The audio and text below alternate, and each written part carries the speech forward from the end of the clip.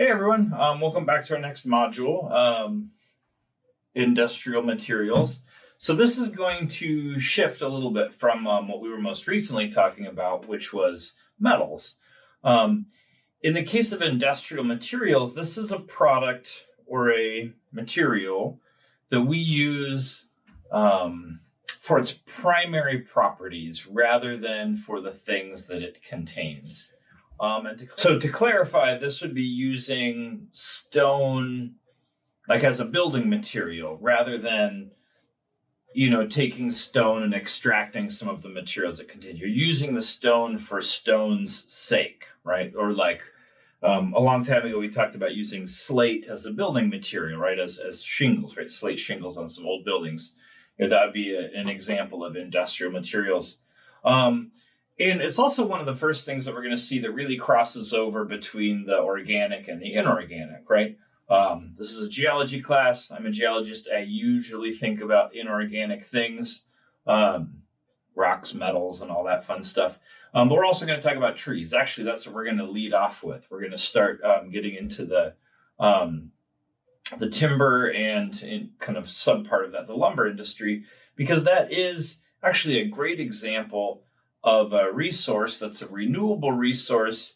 And it's also probably the easiest example when we talk about sustainable use of a renewable resource. Remember, one of the main concepts is that there's a recharge rate and then there's a usage rate, and those two things need to jive, right? So then that's sustainable use.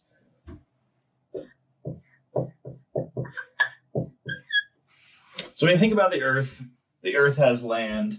Of that land, just about 30% is forest,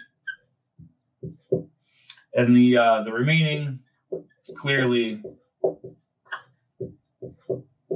not forest.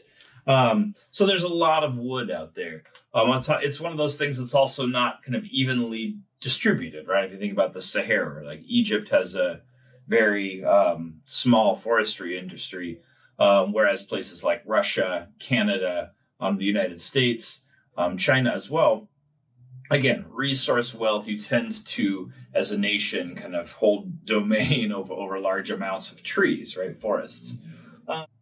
So what do we use trees for? The thing that you might not think about as a primary use is actually as an energy source, right? So we spent a lot of time in this class talking about energy. We didn't really talk about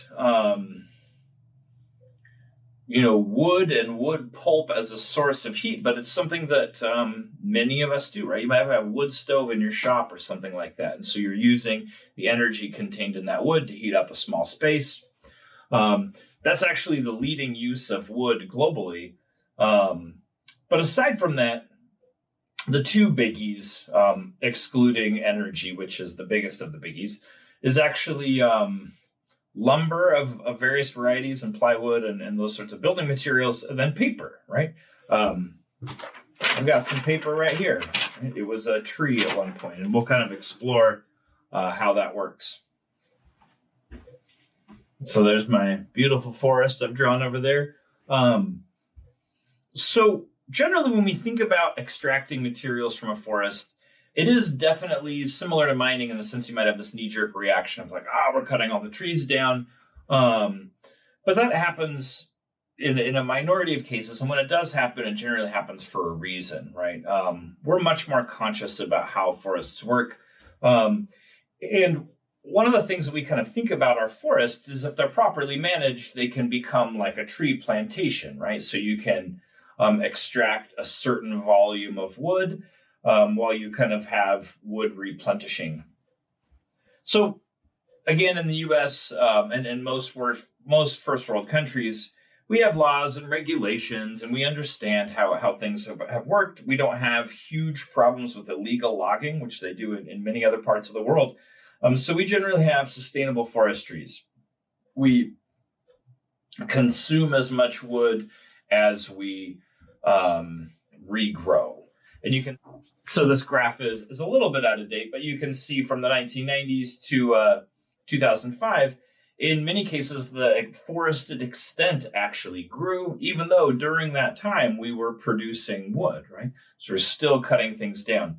So you kind of think about a working forest or an active forest, or almost like a tree plantation, although it's just out in the wildlands. That's not necessarily true in places like the rainforest, where there is, first of all, a lot of exotic hardwoods that tend to be worth a lot of money. If you've ever been to a fancy woodworking store, those planks of, African mahogany are going to set you back a lot of money.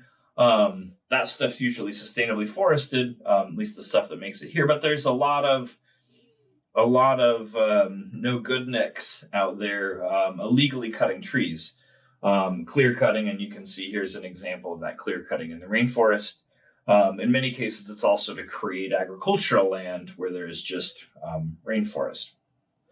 So I'd be remiss in this video if we didn't talk about the parts of a tree. So here, this is my tree cookie. It's got a little rough bark on the outside. We all know about that part of a tree, right? The bark. And then a tree is actually interesting. So a tree is mostly non-living tissue. The actively growing portion of a tree is this layer. I'm going to just kind of double thick this line through here. This layer between the bark and the kind of bulk of the tree. So that's a layer of the tree called the cambium. And it's living.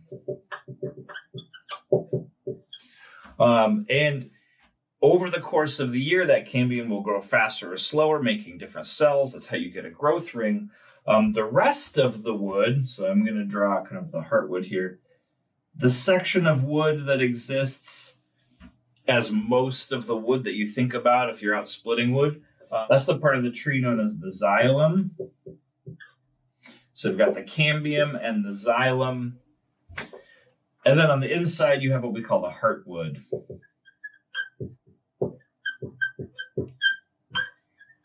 We'll give it a little heart there. So the bulk of a tree is actually dead tissue, but it's structural, right? It doesn't rot. It's full of cells and things.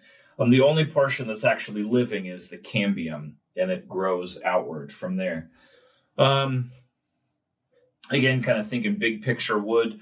When we talk about wood production, they're generally divided into two categories. We talk about hardwood production and softwood production, like you might hear on the news, Canadian softwood imports, and you might chuckle a little bit, which I get. Really what we mean between hardwood and softwood is hardwood is generally deciduous.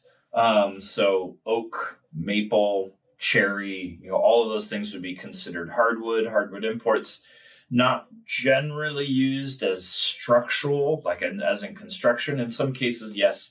But then moving over to the coniferous version, like the pine trees, as you might think about them, that's generally what we consider softwood. So Doug fir, ponderosa, redwood, and those generally are structural wood, things that we use to make 2x4s and plywood and things like that.